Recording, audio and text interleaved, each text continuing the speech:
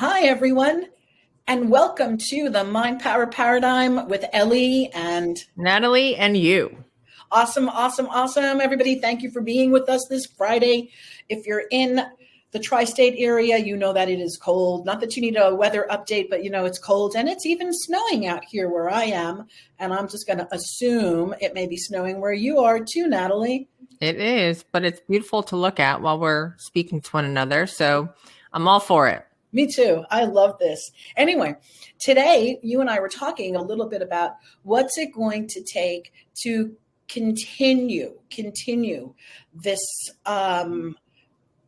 consistency that people are bringing to the table because of their New Year's resolutions. Yeah. So I just wanted to share with you really quickly. My son owns a gym and in Brooklyn, and that gym right now is packed. Okay, packed to the max.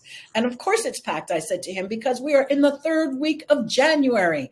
So then we started having a conversation of what will it take for the people that signed up now to remain consistent and to continue coming back in March or April when they begin to lose steam or willpower. What does it take to be consistent like that?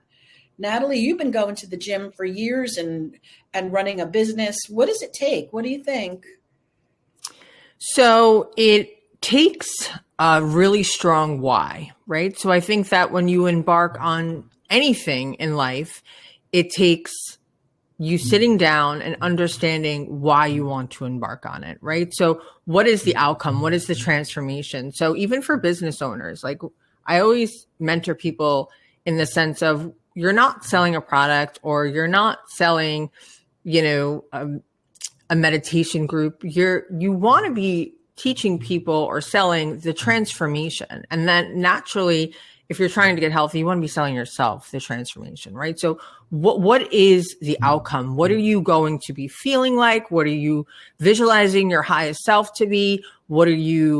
Choices are you going to be making? So naturally, it's the transformation, right? Think about somebody who has a home organizing Instagram account. They're not selling you the drawer organizer. They're selling you the beautiful organized kitchen and the relaxation you get from that, from opening that drawer and not having your spoons, what do you play? Tug of war with the drawer? I don't know if you've ever been there, but I have, and I'm cursing out the drawer, right? So they're selling the ease and the peace that you'll feel with an organized kitchen. So selling yourself the transformation, meaning, I want to wake up and go to the gym for 45 minutes to be able to achieve an X, Y, and Z, be able to run with the grandkids or be able to be in optimal shape once May 2024 comes around. I'm not sure what that looks like for you and what outcome you're looking for, but for me, it wasn't necessarily motivation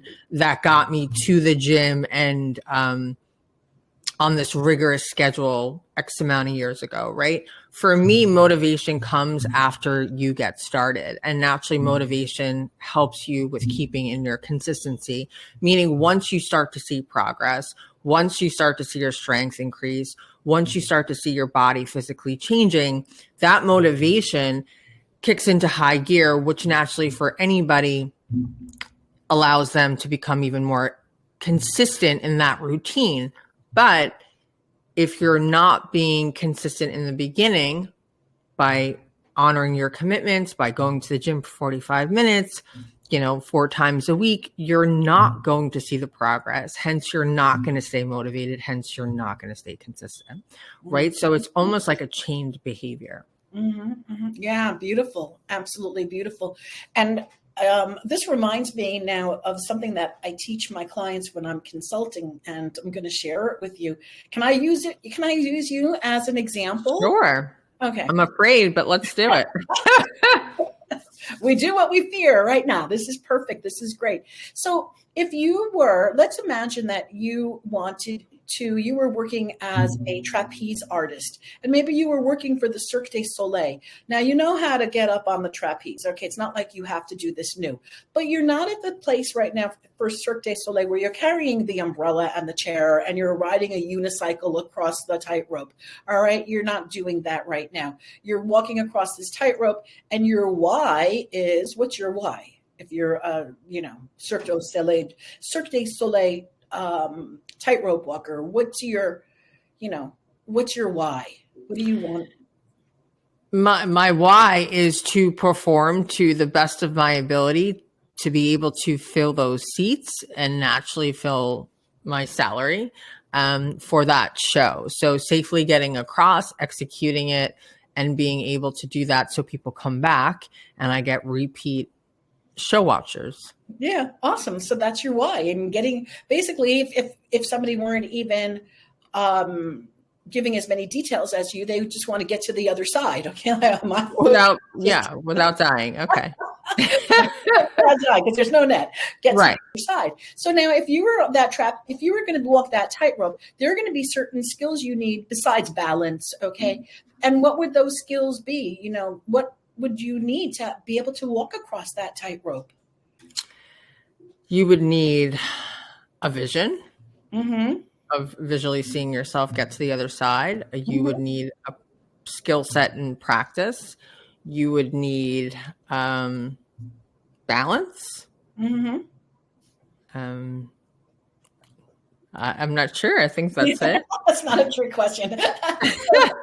I tell the clients, I'll just put you on a little bit of a track. We would need focus, right? And concentration.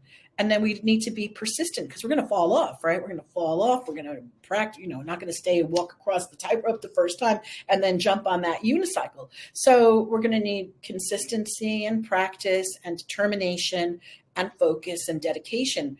And all of these things are, again, skills that we bring with us when we go across our why. We just need to remember those skills.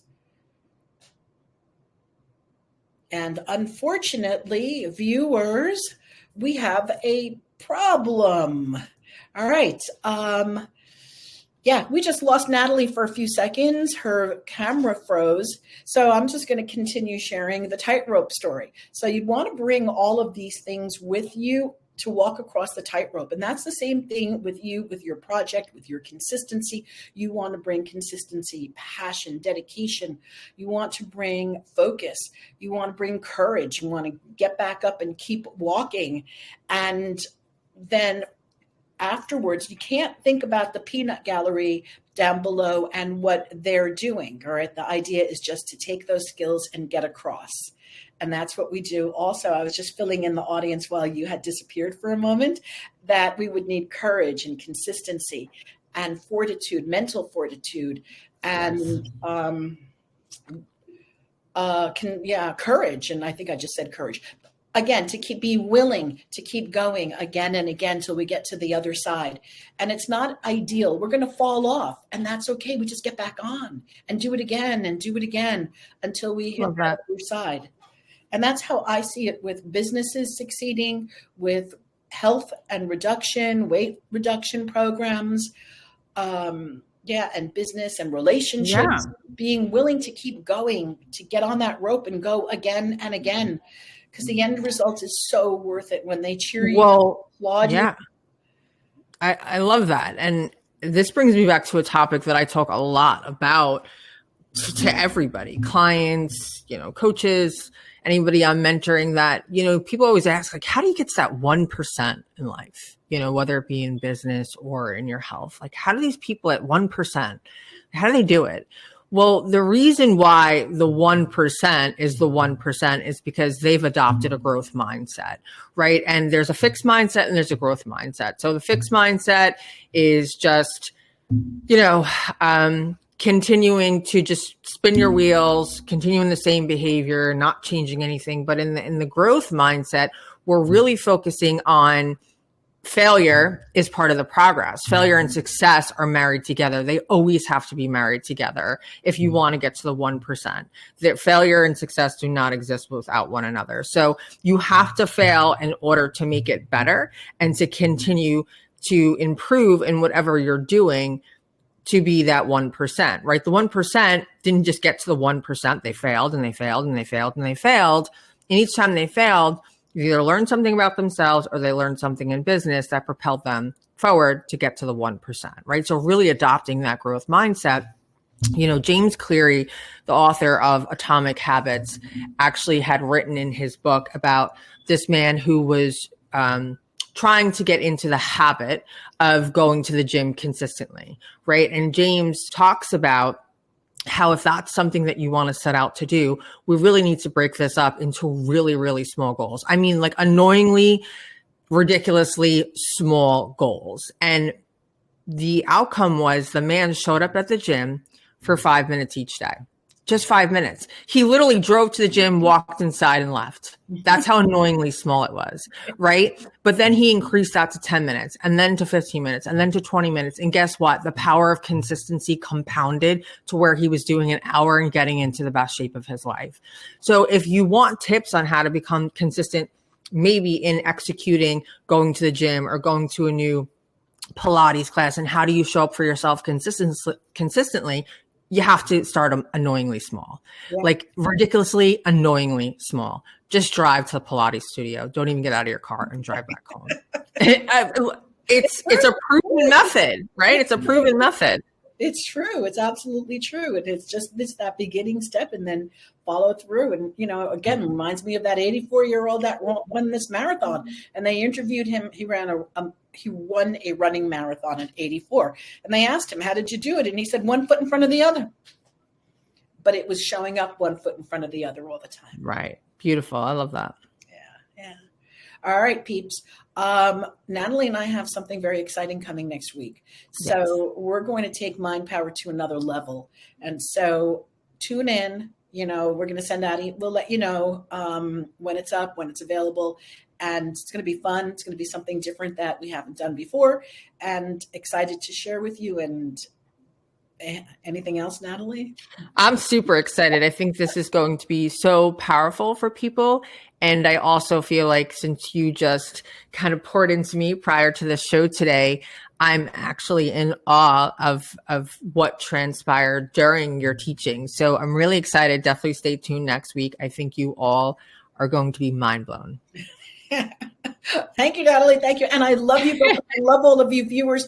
Please hit like, subscribe, share. It's important to us and to other people out there who really are struggling with using the potential of their mind when it can be so much fun. So much. Right. Okay. Awesome. Have a great weekend. Love to you all. Thank you for watching. Ciao. Bye, Ellie. Bye-bye.